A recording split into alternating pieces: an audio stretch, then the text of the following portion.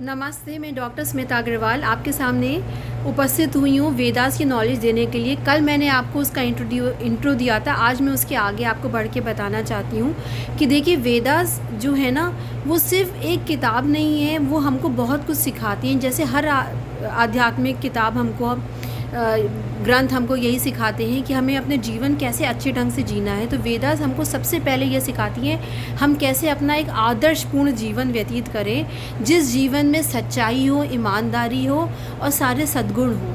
ऐसे जीवन को व्यतीत करने की वेदा हमको शिक्षा देती है और हमको ये सिखाती है कि हमारे जीवन हम ऐसे जिएँ कि दूसरों के जीवन में वो अवरोधन ना पैदा करें। किसी के जीवन की जो दिनचर्या है उसमें हम किसी भी प्रकार का अवरोधन ना करें, उसको किसी प्रकार का नुकसान ना पहुंचाएं। तो वेदास हमको यही सिखाती है। देखिए, कोई भी ज्ञान देना, लेना, पढ़ाना या लिखना बहुत आसान होता है, पर उसको अपने जीवन में अंगीकरण करना, उसको अपने जीवन में पूर्ण रूपेण स्वीकारना बहुत कठिन होता है। आजकल मैं ऐसे आध्यात्मिक लोगों को देख रही हूँ जो आध्यात्मिक होने का ढोंग रच रहे हैं, ज्ञान देते हैं, पर वो कर नहीं पाते। मैं अपना एग्जाम्पल देती हूँ। मैं जब भी अंग्रेज़ी या हिंदी की कोई नॉवल पढ़ती हूँ तो उसमें अगर मुझे कोई अच्छा शब्द दिखाई देता है तो मैं ना कि उसको लिखती हूँ, उसका मीनिंग याद करती हूँ, बल्कि उसको जीवन में उतारती भी हूँ। अपने शब्दों की शब्दावली में उसका इस्तेमाल भी करती हूँ, उसको प्रयोग में भी लाती हूँ। तो मेरा सबसे निवेदन है कि आप जो कुछ भी सुनिए, सीखिए, बोलिए।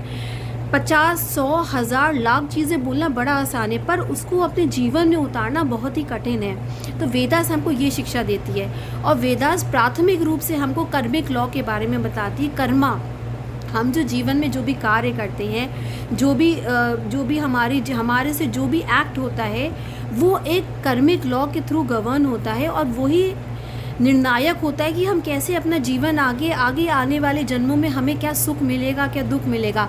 आज अगर हम दुखी हैं, आज हमें कोई संताप है, तो कोई पिछले जन्मों का ही वो प्रभाव है कि जिसकी वजह से आज हम वो हैं। इसलिए जो भी कार्य करिए बहुत सोच समझ के करिए, क्योंकि आपका किया हुआ कार्य आज नहीं, न जाने कितने जन्मों तक आपको दुखी रख सकता है।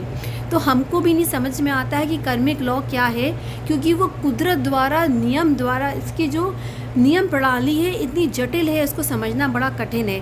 इसलिए कार्य ऐसे करिए कि जीवन में आप कम से कम गलत कार्य करें, और क्योंकि उसका सबका आप पर पुनः वो वापस लौट कर आता है। आपका दिया हुआ जो भी आपकी सोच है, जो भी आपका किया हुआ कृत्य है, वो सब वापस लौट के आता है। तो उसको बहुत सोच समझ के जीवन में करिए।